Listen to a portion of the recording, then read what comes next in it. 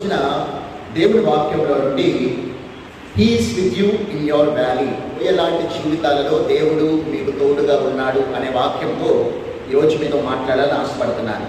సహజంగా మనందరికీ కూడా మౌంటైన్ టాప్ ఎక్స్పీరియన్సెస్ ఉంటాయి, వ్యాలీ ఎక్స్పీరియన్సెస్ ఉంటాయి. అంటే కొండ శిఖర అనుభవాలు, లోయ అనుభవాలు అన్నీ అందరికీ ఉంటూనే ఉంటాయి.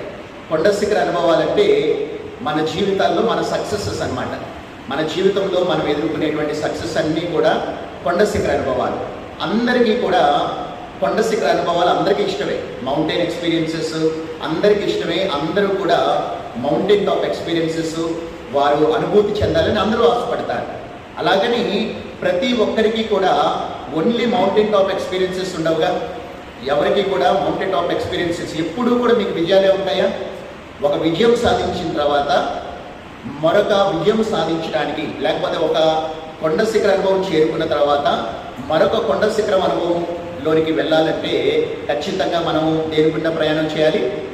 లోయ గుండా మనం ప్రయాణం చేయాలి. కాబట్టి సహజంగా లోయలంటే శ్రమలు, కష్టాలు, ఇబ్బందులు, మన ఫెయిలియర్స్ అన్నమాట. మనం అందరము కూడా కొండ శిఖర అనుభవాలు అందరం కూడా కోరుకుంటాం, కానీ వ్యాలీ ఎక్స్పీరియన్సెస్ ఎవరూ కోరుకోము. మనం ఎవరము కూడా ఆ లోయ లాంటి అనుభూతులు ఎవరూ కోరుకోము. కానీ దేవుడు మనల్ని వ్యాలీ ఎక్స్పీరియన్సెస్ గుండా, లోయ అనుభవాలు గుండా దేవుడు తీసుకెళ్తాడు. ఎందుకంటే దేవుని మీద మనము ఆధారపడటం నేర్పించడానికి, పరిపూర్ణంగా ఆయన మీద ఆనుకుంటాం మనకి నేర్పించడానికి, దేవుని యొక్క ప్రసన్నతను మనము ఆ పరిస్థితిలో కూడా అనుభవించడానికి మనం ఇంకా శక్తిమంతులు అవునట్లు దేవుడు మనల్ని లోయ అనుభవాలు గుండా తీసుకెళ్తూ ఉంటాడు. ఖచ్చితంగా ఒక వ్యక్తి ఒక కొండ శిఖర అనుభవం, మౌంటైన్ టాప్స్ ఎక్స్పీరియన్స్ అనుభూతి చెందిన తర్వాత ఖచ్చితంగా తన జీవితంలో వ్యాలీ ఎక్స్పీరియన్సెస్ ఎదుర్కొంటాడు. మరి ఈ సమయంలో మన జీవితాల్లో కూడా ఇక్కడ ఉన్నటువంటి మీరు మౌంటైన్ టాప్ ఎక్స్పీరియన్సెస్లో ఉన్నారు, వ్యాలీ ఎక్స్పీరియన్సెస్లో ఉన్నారు నాకు తెలియదు. కానీ మీరు మౌంటైన్ టాప్ ఎక్స్పీరియన్సెస్లో ఉన్న, వ్యాలీ ఎక్స్పీరియన్సెస్లో ఉన్న, ఖచ్చితంగా మరి వ్యాలీ ఎక్స్పీరియన్సెస్లో దేవుని మనకి నేర్పించేటువంటి 3 పాఠాలు ఈరోజు మనం నేర్చుకుందాం. మొదటిగా లోయ అనుభవాలు కూడా మనం వెళ్తున్నప్పుడు we have to look to the shepherd. ఎవరి వైపుకు చూడాలి? కాపరి వైపుకు చూడాలన్నమాట. మొట్టమొదటి మన లోయ అనుభూతులు గుండా మనం వెళ్తున్నప్పుడు మనము కాపరి వైపుకు చూచేటువంటి వారంగా ఉండాలి. మనందరికీ తెలుసు కదా, కాపరి కీర్తనలో 23వ అధ్యాయం, కీర్తన గ్రంథం 23వ అధ్యాయం 4వ వచనంలో ఏమని చూస్తాం? గాఢాంధకారపు లోయలలో నేను సంచరించినను ఏ అపాయమునకు భయపడను, నీవు నాకు తోడై ఉన్నావు. నీవు నాకు తోడై ఉన్నావు అంటే ఇక్కడ వాక్యంలో మనం చూసినట్లయితే he is with us in our valleys. మన యొక్క లోయ అనుభూతులలో దేవుడు మనకి తోడుగా ఉంటాడు అని మనం తెలుసుకోవాలి. కొండ శిఖర అనుభవాల్లో ఖచ్చితంగా దేవుడు మనకు తోడుగా ఉండబట్టే కొండ శిఖర అనుభవంలోకి చేరుకోగలిగాము. అలాగని లోయ అనుభూతుల్లో దేవుడు మన చేతిని విడిచిపెట్టాడంటే కాదు. లోయ అనుభూతుల్లో కూడా దేవుడు మనకు తోడుగా ఉంటాడు. ఇక్కడ వాక్యంలో అదే మనం చూస్తాం. గాఢాంధకారపు లోయలలో నేను సంచరించినా కూడా మనము అపాయాలకి భయపడాల్సిన అవసరం లేదు. మన భవిష్యత్తు గురించి, లేకపోతే మన యొక్క ఫ్యూచర్ గురించి మనం భయపడాల్సిన అవసరం లేదు. ఎందుకంటే నీవు నాకు తోడయ్యిండు. దేవుడు మనకి తోడై ఉంటానని వాగ్దానం చేశాడు. ఆయన వాగ్దానం చేశాడు కదా, నిన్ను విడువను ఎడబాయును, యుగ సమాప్తి వరకు సదాకాలము నీకు తోడై ఉంటానని వాగ్దానం చేస్తూ ఉన్నాడు. కాబట్టి మనం తెలుసుకోవాల్సిన సత్యం ఏంటంటే, మనము లోయ అనుభూతులు గుండా వెళ్తున్నప్పుడు, మనము కాపరి వైపుకు చూచినప్పుడు కాపరి మనకి దూరముగా ఉంటాడు, కానీ మనకి చెంతనే ఉంటాడు, మన పక్కనే ఉంటాడని మనం తెలుసుకోవాలి.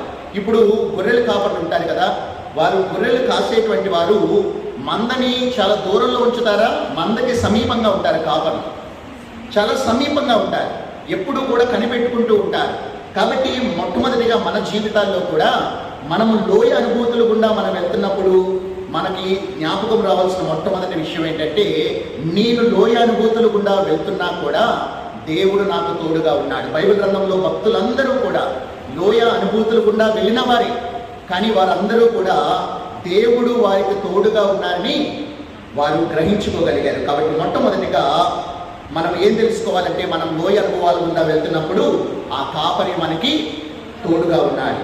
రెండవదిగా మనం ఏం చేయాలి? లోయ అనుభూతులు గుండా వెళ్తున్నప్పుడు మనం ఏం చేయాలంటే లిసన్ టు ద షెపర్డ్.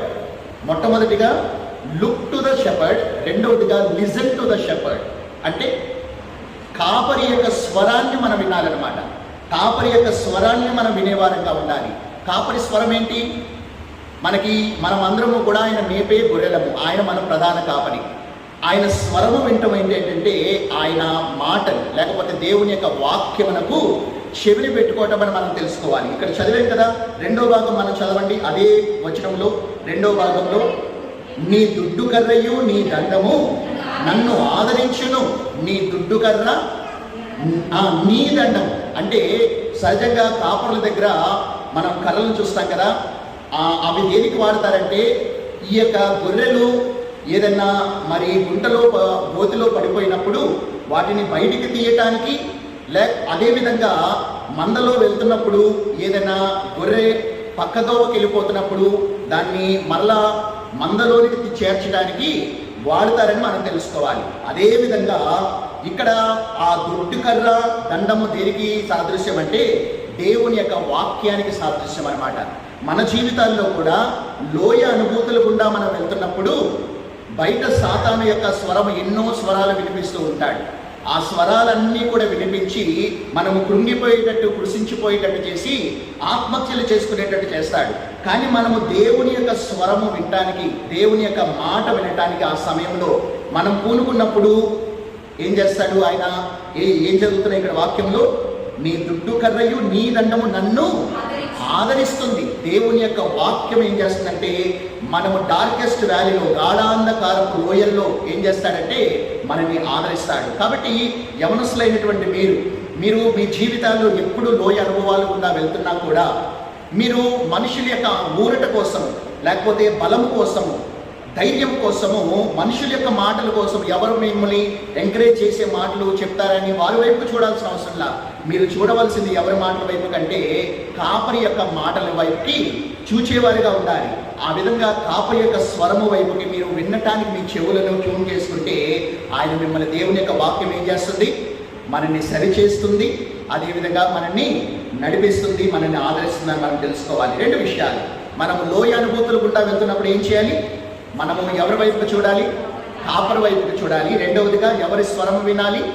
కాపరి యొక్క స్వరము వినాలి. ఆఖరిగా మూడవదిగా ఏం చేయాలంటే lean on to the shepherd. Lean, 3 L చెప్పాను కదా, లుక్, రెండవదిగా లిసన్, మూడవదిగా లీన్. అంటే ఆయన మీద ఆనుకోవాలి. కాపరి మీద మనము ఆనుకునేటువంటి వారుగా మనం ఉండాలి. సహజంగా లోయ అనుభూతుల్లో మన అందరము కూడా ఏ విధంగా ఫీల్ అవుతారంటే బలహీనమైపోతారు.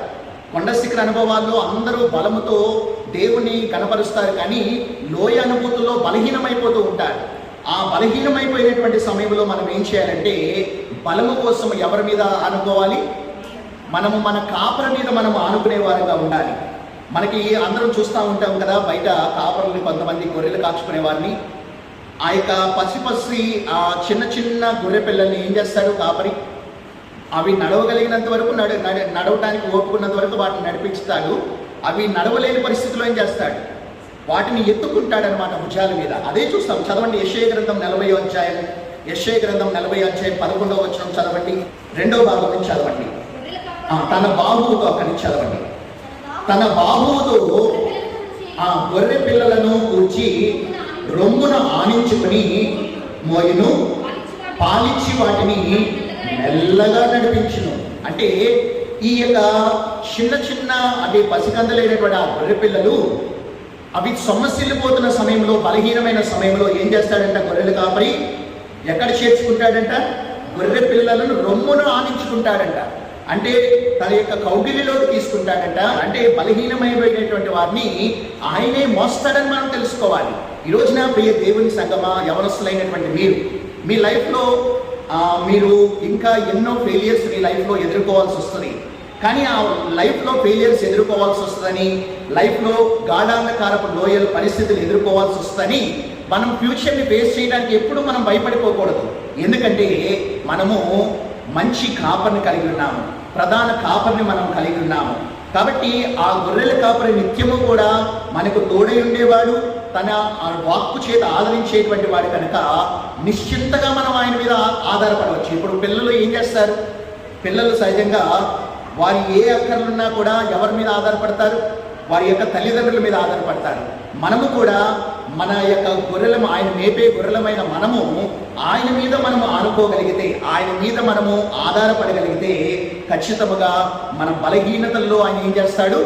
బలాన్ని చేకూరుస్తాడు. కాబట్టి ఈరోజు మీరు ఈ యొక్క మాటను, ఈ కీర్తన మరలా వెళ్ళిన తర్వాత ధ్యానం చేయండి. ఎంతగానో ఎన్నో దశాబ్దాలుగా, ఎన్నో సంవత్సరాలుగా అనేక మంది భక్తులను ఆదరించినటువంటి కీర్తన. కాబట్టి ఈ కీర్తనను కేవలము పెదాలతో చదివే వారంగా కాకుండా వ్యక్తిగత జీవితాల్లో అనుభూతి చెందే వారంగా ఉండాలి. దావీదు భక్తుడు తన జీవితంలో కాపరిని అనుభూతి చెందగలిగాడు కనుక అందుకని నిజంగా యెహోవా నా కాపరి అని చెప్పుకోగలిగాడు. మనము కూడా మన జీవితాల్లో మనం ఎదుర్కొనే ప్రతి ఒక్క ఫెయిలియర్స్లో, మనం ఎదుర్కొనే ప్రతి ఒక్క మనం వెళ్ళే ప్రతి ఒక్క గాఢాంధకారపు లోయల్లో మనమేం తెలుసుకోవాలంటే, నా కాపరి నాకు తోడై ఉన్నాడని, ఆయన నిరంతరం మనల్ని దృష్టించుచున్నాడని, ఆయన మనము చేరవలసిన గమ్యాన్ని మనల్ని క్షేమంగా చేర్చేటువంటి వారని మనం తెలుసుకొని, ఆ కాపరిని మీ యొక్క కాపరిగా ఉండటానికి, ప్రధాన కాపరిగా ఉండటానికి ఒక తీర్మానం చేసుకొని ఆయనను వెంబడించడానికి మీరు ఇష్టపడితే ఖచ్చితంగా మీ జీవితాల్లో దేవుడు ఎంతగానో మిమ్మల్ని హెచ్చిస్తాడు. కాబట్టి ఈ రోజున డిసిషన్ మీదే. ఆయన ఖచ్చితంగా మీరు ఆయన వైపుకు చూచినప్పుడు మీకు సహాయం చేస్తాడు. ఆయన స్వరం విన్నప్పుడు మిమ్మల్ని ఆదరిస్తాడు. ఆయన మీద ఆనుకుంటానికి మీరు చూచినప్పుడు ఆయన భుజాన్ని ఇస్తాడు. ఆయన మీద ఆనుకోవటానికి ఆయన చేస్తాడు.